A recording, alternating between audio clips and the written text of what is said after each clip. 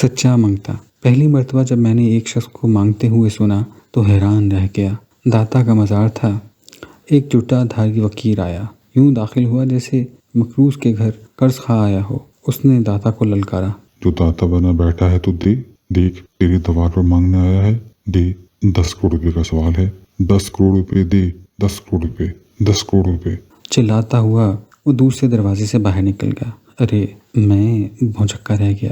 یہ جٹا دھاری ہو کر روپیہ مانگ رہا تھا، اپنی اس مانگ پر ندامت نہیں محسوس کر رہا تھا۔ ہماری طرح داتا کو قسیس مولوی نہیں سمجھ رہا تھا۔ یہ نہیں سمجھ رہا تھا کہ داتا ناک پر رومال رکھ لیں گے، ہاتھ میں چمٹی اٹھا لیں گے۔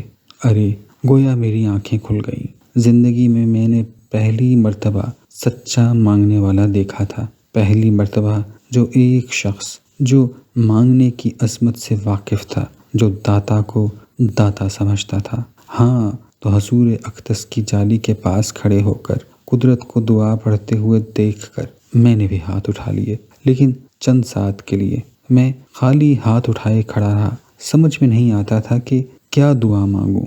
دعا مانگنے میں کئی بار فاش غلطیاں کر جایا کرتا ہوں، لہٰذا ایسے وقت میں ڈرتا رہتا ہوں کہ جذبات طاری نہ ہوں اور ترنگ میں ایسی بات نہ کہہ دوں کہ بعد میں شرمساری سے اپنے آپ سے منہ چھپاتا پھروں۔ کئی بار ایسا ہوتا ہے کہ اللہ تعالیٰ کی کرم نوازیاں اس حد تک بڑھ جاتی ہیں کہ میں جذبات کی رو میں بہہ کر اللہ کے حق میں دعائیں مانگنے لگتا ہوں کہ یا اللہ تو اتنا اچھا ہے کہ اللہ تجھے خوش رکھے، اللہ تجھے عظمتیں بخشے۔ پھر دفتن مجھے احساس ہوتا ہے کہ میں یہ کیا بک رہا ہوں؟ کیا میں باری تعالیٰ پر ایک اور اللہ مسلط کر رہا ہوں؟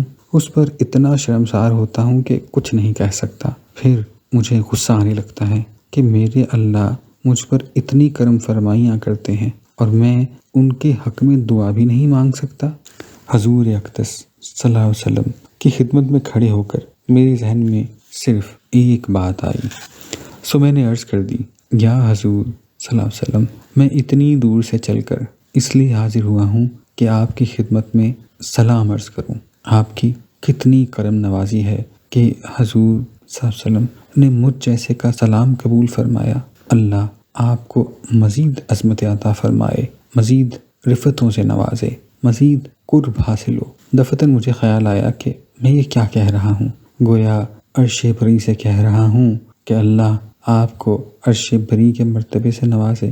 یا حضور صلی اللہ علیہ وسلم، میں نے شرمسائی سے عرض کی، میری باتوں کا برا نہ مانیے، میں بے وقوف ہوں، جاہل ہوں۔ عین اس وقت مجھے درود تاج یاد آ گیا اور میں حضور صلی اللہ علیہ وسلم کی حمد و ثنا میں اپنی خفت مٹانے کی کوشش کرنے لگا۔